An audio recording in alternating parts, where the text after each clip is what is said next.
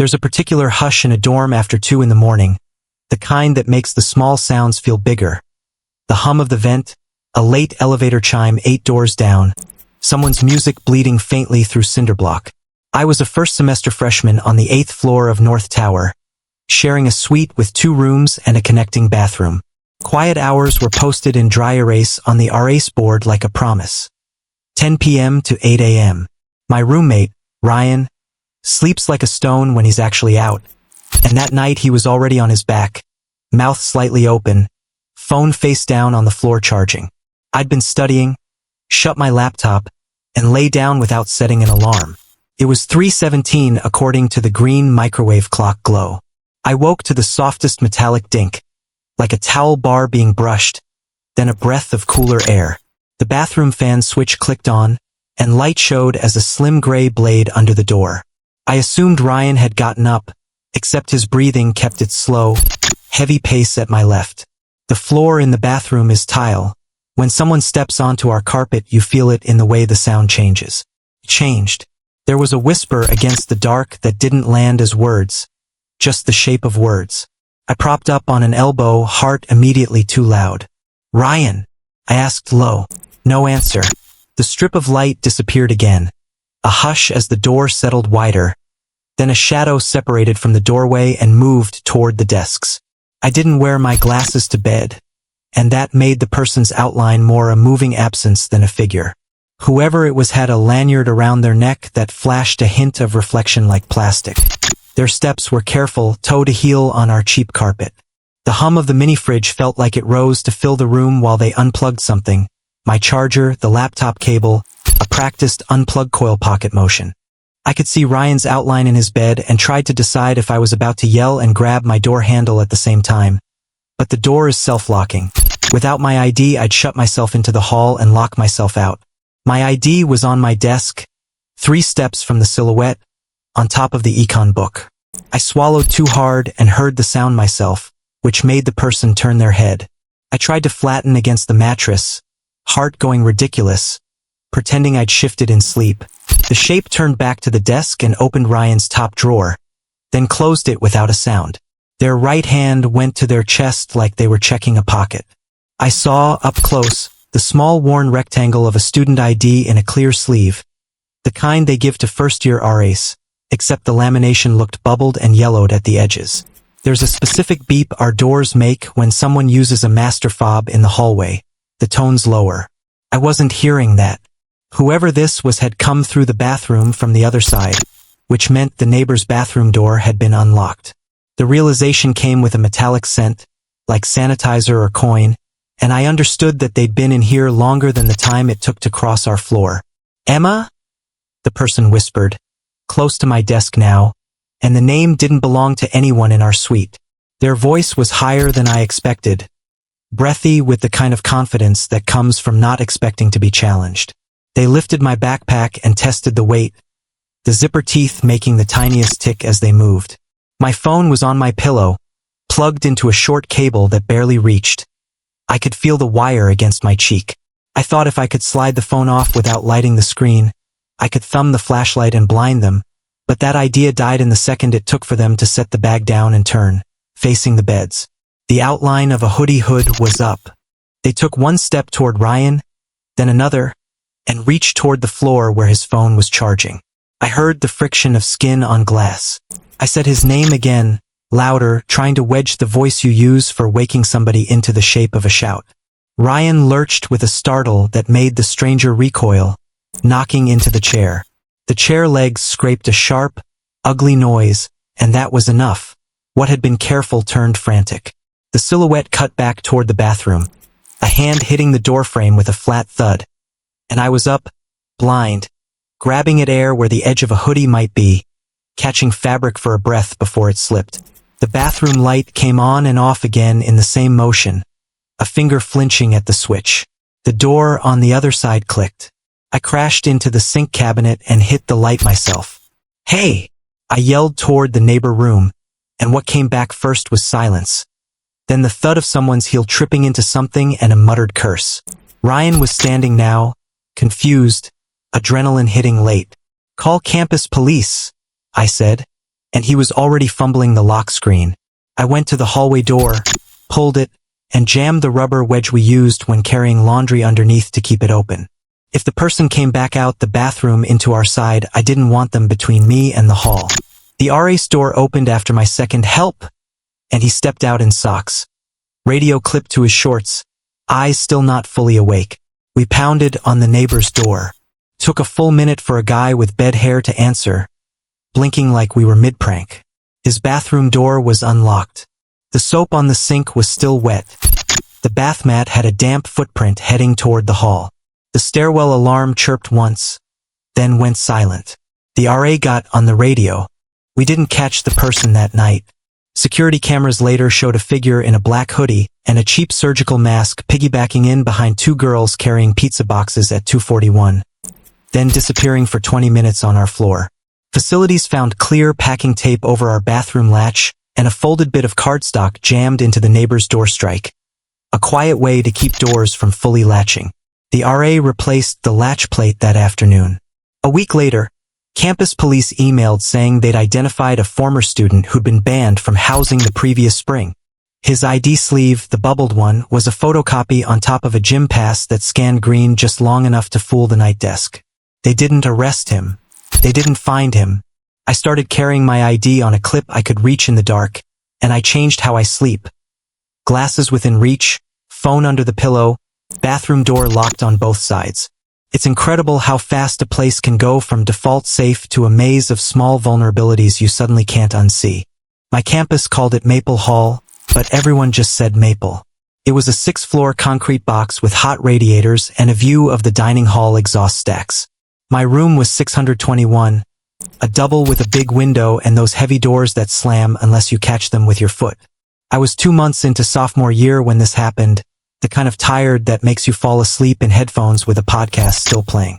Jess, my roommate, was staying at her boyfriend's place across campus, which meant I had the room to myself and the door locked from the inside. I remember because the last thing I saw before sleep was the little green light on the deadbolt turning solid. I woke up to water. Not rain, not pipes, but the specific hiss of our shower behind the bathroom door that opens off our room. I thought Jess had come back quietly until I noticed her bed was still a smooth, empty rectangle of blanket in the exit sign glow. The fan wasn't on. That detail stuck because we always ran the fan if we showered at night. Otherwise the mirror fogged and the smoke detector complained at steam. I sat up, pulled one earbud, and listened to the cadence of someone moving in a small space. A bottle knocked gently, then silence, then the squeak of the handle as the water cut off. "Jess," I said, quiet. A beat passed. No answer, just the thud of a shampoo bottle set down carefully on the sink. I felt the air change when the bathroom door cracked. Light slid under and made a pale stripe across my legs. I kept my eyes half closed, the way you do when you're pretending to sleep, and the stripe narrowed, then disappeared. Footfalls on tile shifted to carpet sounds that muffled crush. There is a particular quiet to a stranger near your bed. A vacuum that collects every breath you try not to take. The person paused by Jess's desk. I could smell something chemical and clean like the blue window spray the housekeepers use. A drawer slid. Pens made small rattles. A zipper whispered shut. I thought about sitting up and saying you have the wrong room, but the part of my brain that survives things told me to wait and observe. They moved to my desk, and that was when my laptop light blinked because the lid lifted a fraction. The trackpad clicked twice. A face will reflect for a split second in a black screen. I watched for it through my lashes and saw only the shallow dome of a hood and a hint of a chin. They didn't notice the tiny green LED of my external drive, which glowed because it was connected, and they didn't notice the soft click when Photo Booth took a thumbnail as the lid shifted. They noticed my hair tie on the nightstand. I know because fingers touched the wood next to my face and took it, gentle like picking something off a sleeping baby.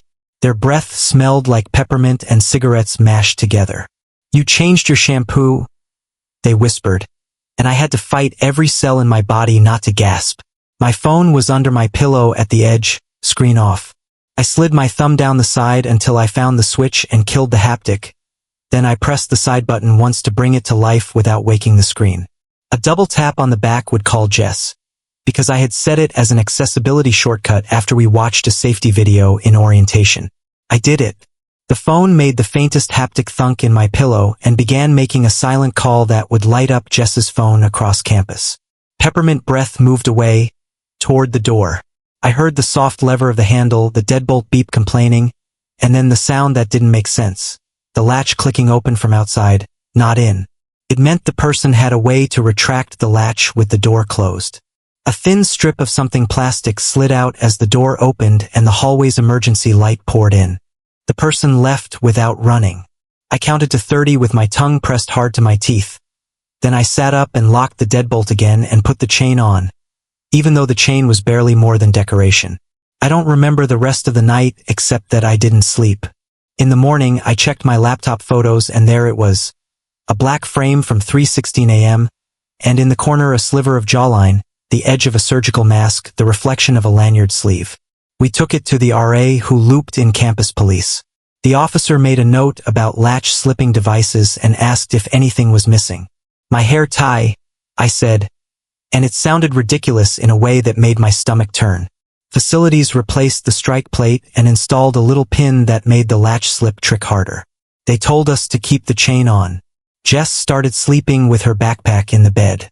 When housing emailed the floor a week later, they said a contractor's master key ring had gone missing during a window replacement project and the building had been recorded. They didn't say who had it for those several nights while we slept. I bought a door brace that wedges against the floor like a stick in a movie. It's bright red and ridiculous, and I learned to set it in the dark without looking. I still keep it in my apartment now. Sometimes, when I can't sleep, I open the photo again and look at that sliver of someone who stood close enough to take the hair tie next to my face and knew the exact sound our shower makes. It's the silence alone. I was a junior in West Hall, an old brick dorm with hissing radiators and windows that rattled in wind. Finals were 2 weeks away, and my roommate had moved out, so I had the room to myself. I fell asleep in a hoodie, lamp off, fan on low to drown the hall noise. After 3 I woke because someone said my name. It wasn't loud. It came through the vent above my closet, thin as a draft and too close to be next door. They said it again, stretching the last syllable like they were testing it. I froze the way you do when a bad dream keeps being real. I told myself it was pipes. Then something tapped the metal. A nail or coin scraped once, twice. That cheap little sound you only get from inside the duct. I slid my hand under my pillow for my phone, killed haptics, and watched the clock change to 3:14. The corridor was silent. No footsteps. No doors. Just the radiator ticking and that tiny breath from the vent that always smelled like dust and old dryer sheets. The voice said, softer, "Are you awake?" No question mark, just a statement. I sat up and the bed springs sounded deafening. The fan puffed a strand of hair across my face. I said, mouth dry, who is that? The vent clicked as if someone leaned their weight against it. I pictured a prank, a drunk, a bored neighbor on the other side of the wall, until I remembered the layout. My closet back's a maintenance chase, not another room. I took 3 steps to the door, set the chain, slid a wedge under the threshold, and turned the deadbolt just to be doing something. Then I opened my camera and hit record, not the flashlight, angling the phone at the vent while I stood out of sight. The voice whispered my last name this time, like it had been practiced. The metal flexed with a soft pop. A screw trembled.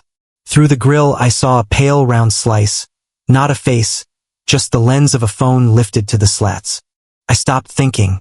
I crossed the room, grabbed the heavy bio textbook from my desk, and shoved my chair under the vent. I didn't climb. I slammed the book's spine into the grill twice. The echo ran the duct like a shout in a tunnel. Inside, a fast scuttle and a stifled curse. The sound of someone scraping backward on sheet metal. Far down the wall, a door clanged softly, like a latch catching. I called campus police and the RA opened the maintenance door with keys.